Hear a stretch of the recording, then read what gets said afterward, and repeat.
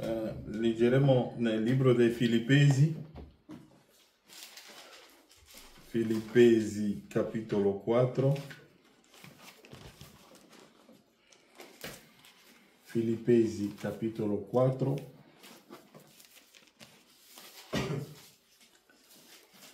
leggeremo dal versetto 4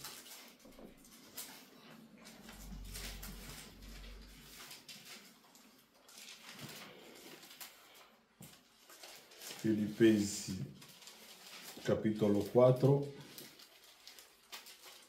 leggiamo dal versetto 4. Rallegratevi sempre nel Signore, ripeto, rallegratevi. La vostra mansuetudine sia nota a tutti gli uomini. Il Signore è vicino. Non angustatevi di nulla, cioè non preoccupatevi di nulla, ma in ogni cosa fate conoscere le vostre richieste a Dio in preghiera e suppliche, accompagnate da ringraziamenti. E la pace di Dio che supera ogni intelligenza custodirà i vostri cuori e i vostri pensieri in Cristo Gesù. Cosa dice Paolo qui? Quando voi avete finito di pregare, ringraziate Dio e la pace di Dio che supera ogni intelligenza custodirà i vostri cuori e i vostri pensieri in Cristo Gesù. Prendiamo nel libro di Matteo, Matteo 14. Leggiamo dal versetto 22.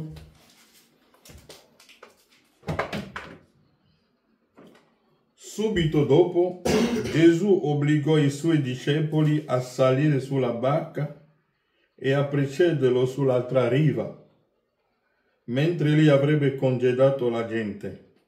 Dopo aver congedato la folla, si ritirò in disparte sul monte a pregare. E venuta la sera, se ne stava lassù tutto solo. Frattanto la barca, già di molti stadi lontana da terra, era sbattuta dalle onde, perché il vento era contrario. Ma alla quarta vigilia della notte, Gesù andò verso di loro camminando sul mare. E i discepoli, vedendolo camminare sul mare, si turbarono e dissero: è un fantasma. E dalla paura gridarono. Ma subito Gesù parlò loro e disse: coraggio, sono io, non abbiate paura. Pietro gli rispose: Signore, se sei tu, comandami di venire da te sull'acqua.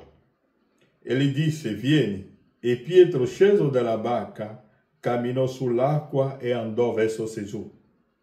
Ma vedendo il vento ebbe paura e cominciando ad affondare, gridò: Signore, salvami! Subito Gesù stese la mano, lo afferrò e gli disse: uomo di poca fede, perché hai dubitato? Amen. Inchiniamo i nostri capi. Padre, per noi è un privilegio poter leggere la tua parola ed è un privilegio che tu sei qui per dare forza e esortazione alle nostre anime, Padre. Tu sai che ne abbiamo bisogno in questa atmosfera, in questo mondo dove tutto è diventato così difficile. La nostra gioia e la nostra pace lo troviamo in te, che tu ci hai dato ogni cosa nel nome di Gesù Cristo. Amen. Amen. Che Dio vi benedica. Amen. Parleremo per una ventina di minuti. Qui vediamo che è Paolo che ci sta dando il più bello consiglio per quanto riguarda il nostro cammino nella parola di Dio. E voi sapete che non possiamo predicare la parola se quando noi parliamo di Dio dobbiamo credere che il nostro Dio è onnipotente. Dobbiamo credere perché l'unico che ha giurato per se stesso è Dio, è il creatore del cielo e della terra. quando aveva fatto la promessa a Abramo, ha guardato intorno a lui, non c'era qualcuno di più grande di lui, ha detto giuro per me stesso. Dunque vuole dire che l'unica persona che non può fallire è Dio. E lì aveva fiducia in se stesso, che tutto quello che gli ha promesso l'avrebbe adempiuto. Non c'era nessuno, ed è l'unico che ha detto: io sono l'Eterno, il tuo Dio, che ti guarisce di tutte le tue malattie. Al di fuori di lui nessuno può dire questa parola. È l'unico che ha detto: io ho mandato la mia parola per guarirvi. Ed è l'unico che l'ha fatto, ed è l'unico che continua a farlo. E mentre andiamo avanti, vediamo, voglio leggere qualcosa qui, nell'opuscolo Poi venne Gesù, predicato il 7 aprile 1957, paragrafo 45 a 46. Questa è l'ora più tenebrosa che il mondo abbia mai affrontato, da quando vi fu l'inizio dei tempi. Da quando fu l'inizio dei tempi, William Branham dice che è il tempo più tenebroso, è il tempo più malvagio, è il tempo più buio, è il tempo in cui c'è malvagità in tutti i sensi sulla terra.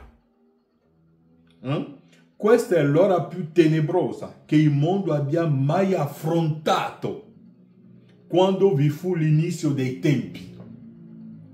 Da quando l'uomo, Dio l'ha messo sulla terra, e da quando il peccato è stato introdotto in Eden, questo che noi stiamo vivendo oggi è il tempo più tenebroso, è il tempo più brutto che il mondo abbia mai conosciuto. Questa è l'ora più tenebrosa che il mondo abbia mai affrontato da quando vi fu l'inizio dei tempi. Non vi è mai stato un tempo in tutta la storia del mondo che sia così buio come lo è ora. William Branham dice: non vi è mai stato un tempo in tutta la storia del mondo che sia così buio come lo è ora. Il cancro è in aumento. Immaginate che ho sentito una dichiarazione l'altro giorno secondo la quale vi saranno più persone morte in America a causa del fumo che causa il cancro che tutti i morti di un anno in America. Più di quanti morirono in 4 anni durante la guerra di Corea. Il cancro si scatena, le malattie irrompono, e ogni cosa si mette a posto. Non sappiamo cosa ci dobbiamo aspettare. I medici non sanno dare un nome alle malattie e così lo chiamano virus. Lo chiamano virus. Le malattie irrompono sulla terra. Cos'è un virus? Domandate a un medico. È qualcosa del quale non conosce nulla. Può solamente dire che è un virus e basta. Esistono di quei vecchi insetti e demoni che circolano, dei quali nessuno ha mai sentito parlare. Noi sappiamo, tramite la mente di Elia, che ogni malattia che viene sulla terra è un diavolo, è un demonio, è una vita malvagia che entra nell'uomo per far soffrire l'uomo. Cos'è un virus? Domandate a un medico, è qualcosa del quale non conosce nulla. Può solamente dire che è un virus, e basta. Esistono di quei vecchi insetti e demoni che circolano, dei quali nessuno ha mai sentito parlare. Ogni cosa si sta muovendo, ogni cosa, e cerchiamo di frenarlo con cose naturali. Ma quando tentiamo di fare questo, qualcos'altro sopravviene, è vero. Vogliamo fermarlo con le medicine, o l'altro dirà andrò da un medico, mi darà una ricetta, l'altro dirà andrò a fare questo, il medico mi ha prescritto questo, ma tutti noi sappiamo che la scienza non può fare niente. Tutti noi sappiamo che è falsità, perché William Branham dice che questa è l'ora più tenebrosa. Anche i medici sono falsi. Vedevo un medico che diceva l'altra volta, ogni malato guarito è un cliente perso. Vedete come il mondo è diventato così falso? È l'ora più tenebrosa. È l'ora più difficile. Non c'è un altro rimedio che noi possiamo avere sulla terra oggi se non tramite la parola. Solo la parola guarisce. Solo Dio non può fallire. Solo Dio non può fare male ai suoi figli. E quando le tempeste arrivano, William Branham dice, c'è un cantico che cantiamo, quando le tempeste arrivano è per il nostro bene. Questo fa sì che noi ci avviciniamo di più a Dio, preghiamo di più e ci andiamo più in profondità. Leggiamo ancora qualcosa qui. Dunque voi avete capito, è l'ora più tenebrosa oggi. Che l'uomo, vedete, stanno facendo le guerre, vanno nei laboratori, fanno i virus e lo mandano in aria. Perché l'uomo è diventato così malvagio. Cos'è un virus? Domandate a un medico. Paolo dice, quando arrivano queste cose qua, l'unica cosa, l'unica via che noi abbiamo è la preghiera. E che cosa dice Paolo qui? Voglio rileggere quello che ha detto nel libro dei Filippesi. Perché è qualcosa che noi dobbiamo tenere in conto nella nostra vita di ogni giorno. Paolo dice,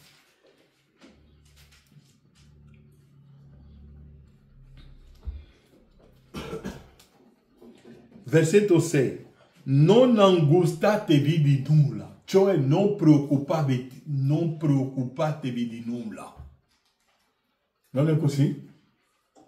Non preoccupatevi di nulla perché la preoccupazione non vi aiuta. La preoccupazione causa più malattie. Più vi preoccupate, più le malattie avrete problemi. Ma l'unica cosa che voi dovete avere è la fede. Ascoltavo oggi il profeta nella predicazione, la più grande battaglia mai combattuta. William Branham dice, dovete dubitare del vostro dubbio. Quando il dubbio viene, dubitate del dubbio e lasciate che la parola prenda posto. William Branham dice, Giona si è trovato nello stomaco del pesce. Intorno a lui non c'era spazio. Vedeva talmente tutte quelle cose, ma lui non guardava tutte le difficoltà, tutti i dolori, tutti i sintomi, perché c'erano tanti sintomi a lui. Ma lui ha cercato la via in mezzo a tutti quei sintomi, ha lasciato stare i sintomi e ha cercato il tempio. Ha detto, se riesco a pregare, Dio mi darà una via. Ed è lì che noi vogliamo portarvi, che voi dovete ritornare alla via di Dio. Paolo dice qui,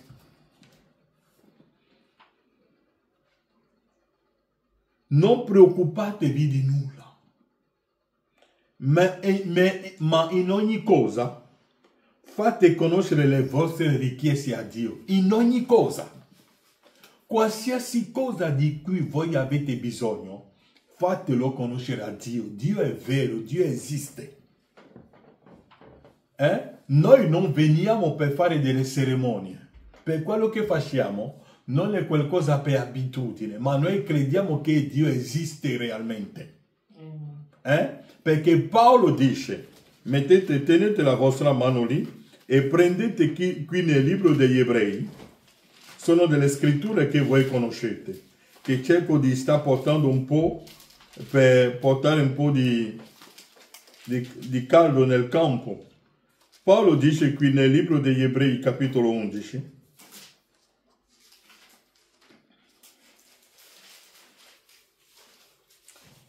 versetto 6,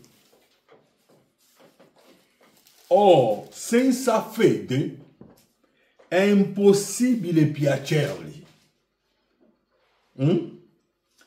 È impossibile piacergli. Se voi non avete fede, voi non potete piacere a Dio.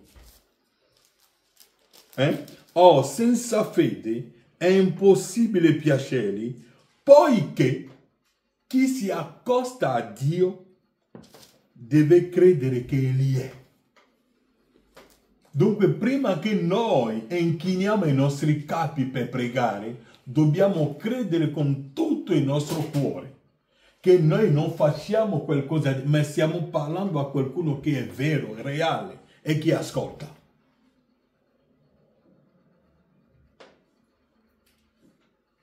Noi non stiamo facendo una fiction. Non veniamo per abitudine e ci mettiamo a parlare e poi no, voi dovete credere che Dio esiste, perché Paolo dice qui, colui che poiché chi si accosta a Dio deve credere che Egli è e che ricompensa tutti quelli che lo cercano. Chi si accosta a Dio deve credere. Dunque, quando voi vi alzate e che pregate, dovete credere che Dio, la persona a cui voi state parlando, è vero, esiste. Noi non viviamo tramite la scienza, non viviamo tramite qualcosa che l'uomo ha inventato, ma viviamo tramite la parola di Dio.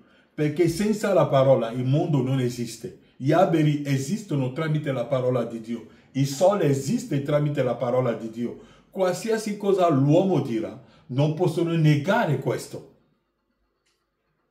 Perché il sole esiste per la parola di Dio. La terra sul quale noi camminiamo è la parola di Dio. Dunque, chi si accosta e noi siamo dei credenti. Noi non veniamo solo perché veniamo, ma dovete credere. Anche quando andate a scuola, quando vi danno le materie, prima di iniziare dovete pregare sapendo che Dio ascolta le preghiere. Dovete credere che Dio esiste, perché Paolo dice qui, dice, quando voi pregate, dice, non preoccupatevi di nulla, ma in ogni cosa fate conoscere le vostre richieste a Dio. In preghiera e suppliche, in ogni cosa, in ogni momento, in ogni circostanza della vostra vita, pregate e ringraziate Dio e andate avanti. E Paolo aggiunge qualcosa. Fate conoscere le vostre richieste a Dio in preghiera e suppliche, accompagnate di ringraziamenti. E la pace di Dio, che supera ogni intelligenza. La pace di Dio supera ogni intelligenza umana. La pace di Dio supera la scienza. La pace di Dio supera qualsiasi cosa che il mondo mette dinanzi a voi. Mentre tutti possono vedere che la cosa è impossibile, voi pregate e aspettatevi a Dio. Dice, e la pace di Dio, che supera ogni intelligenza, custodirà i vostri cuori e i vostri pensieri in Cristo Gesù. Paolo dice che la pace di Dio, che supera ogni intelligenza, custodirà i vostri cuori in che cosa? In Cristo Gesù. Oh, Cristo Gesù che cos'è? La parola. Perché quando il nemico verrà, quando tu hai finito di pregare, il nemico verrà e ti farà vedere i dolori. Il nemico verrà e ti dirà, ma i sintomi, ma come la pace di Dio supera ogni intelligenza e li custodirà il tuo cuore in Cristo, lo Spirito Santo verrà e ti farà vedere le scritture che ti aiuteranno ad andare avanti. Quando il nemico verrà e dirà, ma hai pregato, poi questo viene ancora e questo dolore qua, lo Spirito Santo ti darà una scrittura che ti aiuterà per andare avanti. La pace di Dio che supera ogni intelligenza custodirà i vostri cuori in Cristo. Oh, Cristo è la parola e voi non potete costruire niente senza Cristo. Non potete fare niente senza la parola. Quando la parola era qui sulla terra 2000 anni fa, che cosa ha detto a Pietro? Senza di me non potete fare nulla. Senza la parola non potete fare nulla. Dunque voi dovete venire e inchinarvi davanti alla parola. E quando vi inchinate dinanzi alla parola prenderà il controllo. Avevo detto una volta che la Bibbia ha detto che Giacobbe ha combattuto con Dio e ha vinto. Un uomo può vincere contro Dio. Non esiste un uomo così. Ma come Dio ha dichiarato che Giacobbe ha vinto? Perché Giacobbe si è inchinato davanti alla parola. Quando la parola viene, voi vi umiliate davanti alla parola. Perché non sono tutti uomini che sono capaci di inchinarsi davanti alla parola. Non sono tutti uomini che danno ragione alla parola. Quando voi date ragione e inchinarvi davanti alla parola, allora la parola vi dichiara grande.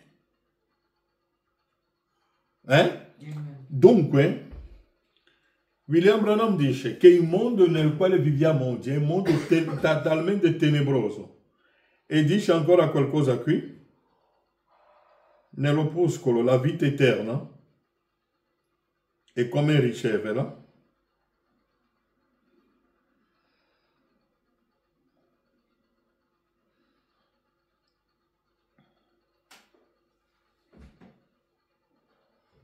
Vediamo un po'. William Branham dice qualcosa qui che sicuramente ve l'ho già letto tante volte, ma mi viene detto nell'opuscolo la tempesta è in arrivo. Stiamo ponendo le condizioni di oggi, perché noi dobbiamo vivere tramite la parola. Senza la parola non possiamo fare nulla. Mettetevelo bene in testa. Mi viene detto nella Bibbia che verrà in tempo per quelli che non sono in questa meravigliosa luce del Figlio, in cui i volatili del cielo mangeranno la loro carne, che malattie sono in arrivo che i dottori non saranno mai in grado di fermare. Sono le piaghe di Dio. I dottori egiziani, a tempo di Mosè, gli egiziani erano i migliori dottori. Fino ad oggi non ce n'è migliore di loro. Sulla terra, migliori dottori. Dai tempi degli egiziani non c'erano migliori dottori più di loro sulla terra. Fino ad oggi. Ma non hanno potuto fermare le piaghe di Mosè. I dottori egiziani, che erano molto più abili dei nostri di oggi, non riuscirono a fermare le piaghe di Dio. Ne riuscirono i loro indovini o i loro imitatori. Ci vuole Goshen. Ci vuole un luogo sicuro. C'è un luogo sicuro dove non arriveranno queste cose qua. Dove quelle piaghe non colpiranno. È in Cristo la parola. Quando voi vi mettete sotto le ali della parola, e queste non sono parole invane, dovete credere veramente. Questo deve entrare nel vostro cuore, deve essere la vostra vita. Ci vuole Goshen e la potenza di Dio per mantenere il suo popolo sotto il sangue di un agnello. Lo Spirito Santo è quella porta oggi. Lo Spirito Santo è quella sicurezza. Lo Spirito Santo è la porta oggi e lo Spirito Santo è quella sicurezza. E William Branham dice anche, nell'opuscolo, la vita eterna e come riceverla. No, nell'opuscolo chi è Dio? Paragrafo 8. Oh Signore, concedi che stasera qualcosa sia detto o fatto affinché il ribelle si rivolga a Cristo. Talvolta, se voi non volete obbedire a Dio, Dio lascerà che Satana vi colpisce affinché ritornate a casa. E per questo che talvolta, quando arriva un malore a un fratello, a una sorella, non è tanto un malore, ma è Dio che sta dando affinché quel fratello ritorni a casa. Ritorna sotto le ali dell'aquila. Signore, concedi che stasera qualcosa sia detto o fatto affinché il ribelle si rivolga a Cristo. Poiché abbiamo la certezza e sentiamo che lo Spirito si spinge. Grandi giudizi sono sopra questo paese in questi tempi della fine. Piaghe, malattie, germi già pronti per essere sparpagliati attraverso la nazione. Nessun medico sa come curare. Nessun medico sa come curare. Oh Dio, saremo obbligati a credere nella guarigione divina allora. Non c'è un'altra via che la guarigione divina. Non c'è un altro luogo che deve venire a Goshen, sotto la porta dello Spirito Santo. E attiro il vostro cuore in Cristo la parola. Credete nelle promesse. Se ci sono delle difficoltà, mettetevi in ginocchio. Se c'è dubbio, pregate. Il dubbio andrà via. Lo Spirito Santo pulirà ogni canale affinché la parola possa passare per arrivare al cuore, affinché il cuore possa dire Amen. Guardate Pietro.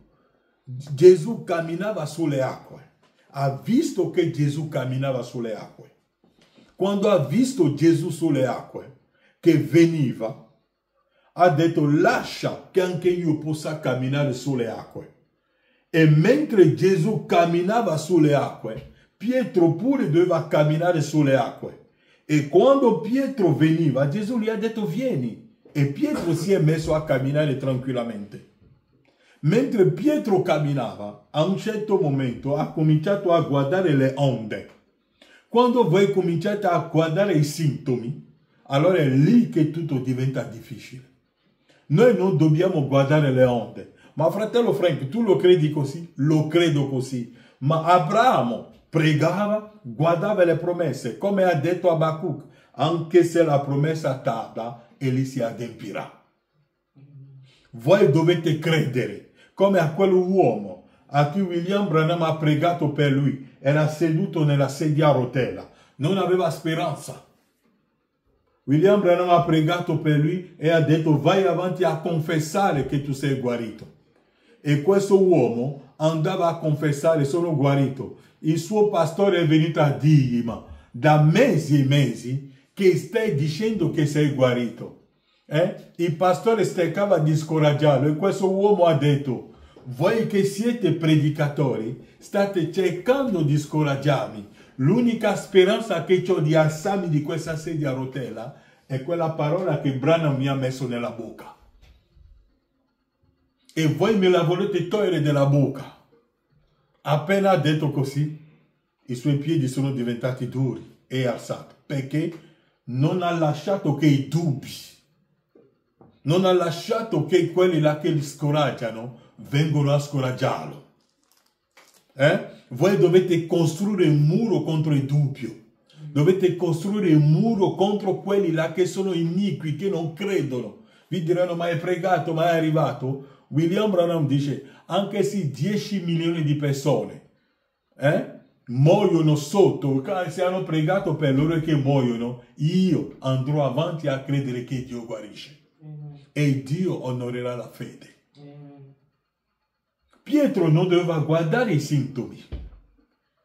Pietro non doveva guardare le onde, ha guardato le onde ed ha cominciato a andare sotto di nuovo. Chi si avvicina a Dio deve credere che Dio esiste. Voi prima dovete credere che Dio esiste. Dovete prima credere questo. E voi dovete credere che quando voi pregate Dio vi ascolta. Perché se non è così, allora c'è qualcosa che non va. Dovete credere con tutto il vostro cuore che non è un'invenzione, non è una fiction, ma Dio è reale. William Branham, leggevo qualcosa qui. Andremo avanti su queste cose qua. Nell'opuscolo, poi mi fermo qui. Nell'opuscolo Testimonianza sul mare,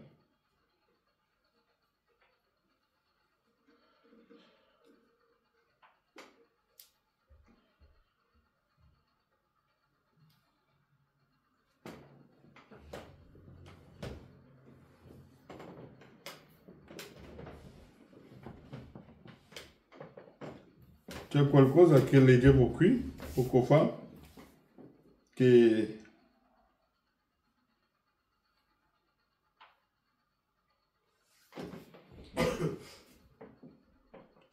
non so, lo leggevo prima, ora, prima di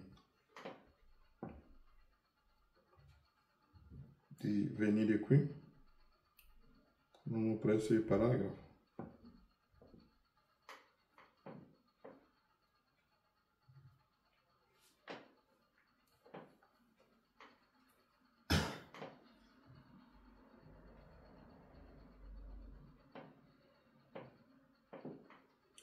William Branham dirà che molti oggi sicuramente non leggeranno la Bibbia, ma possono vedere una Bibbia fuori e leggerlo. E quella Bibbia siete voi. No, perché non ho preso il paragrafo, lo leggevo poco fa.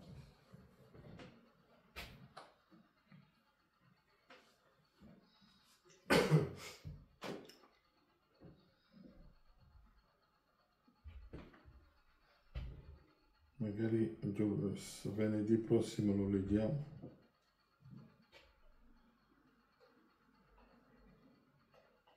Dunque voi dovete avere lo sguardo fissato su Cristo. È per questo che cantiamo.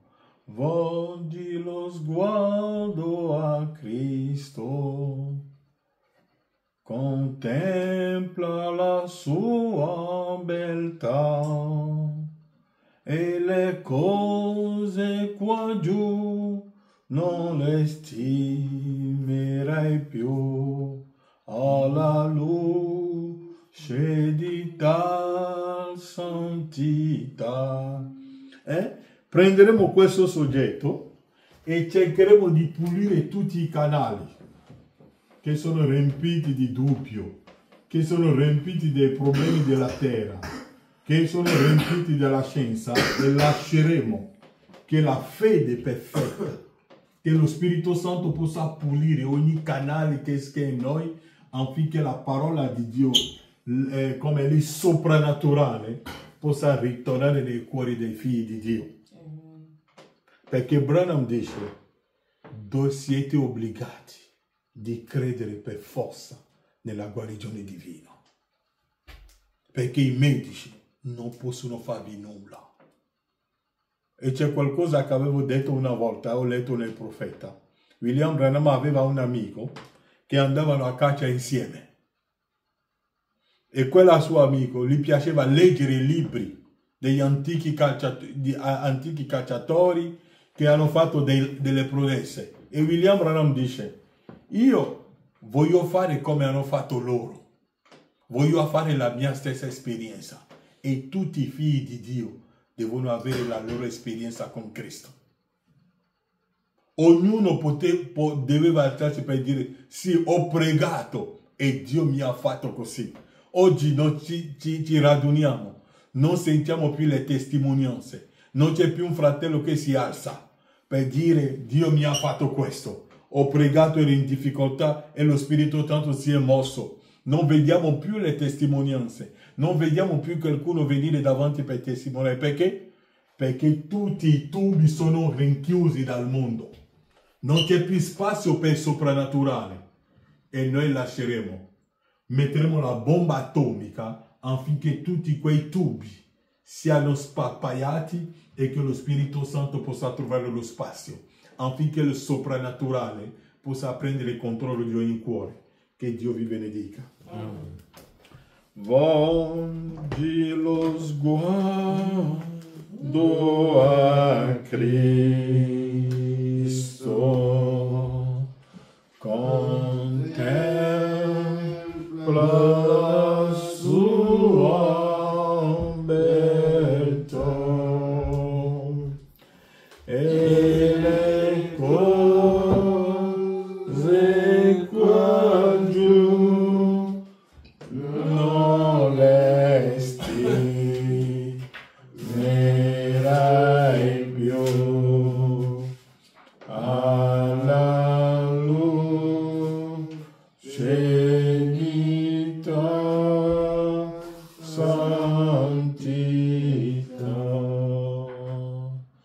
benedetto sia il legame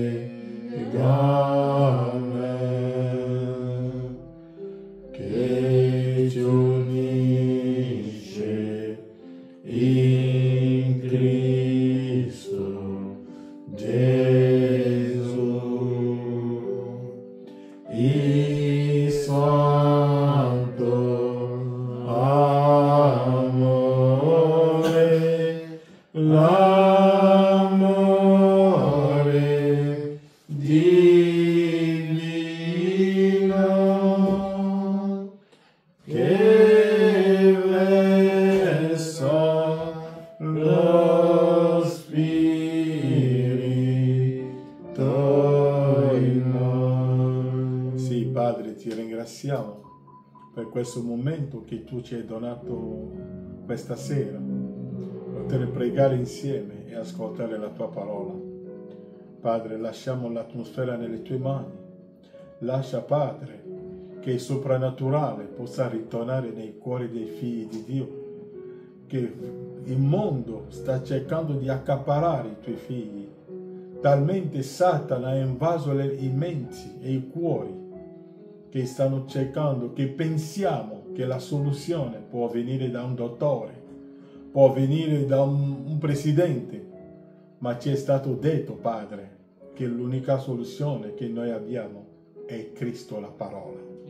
Padre, lascia che lo Spirito Santo possa pulire ogni canale nella nostra vita, affinché il soprannaturale possa prendere il controllo di ogni cosa.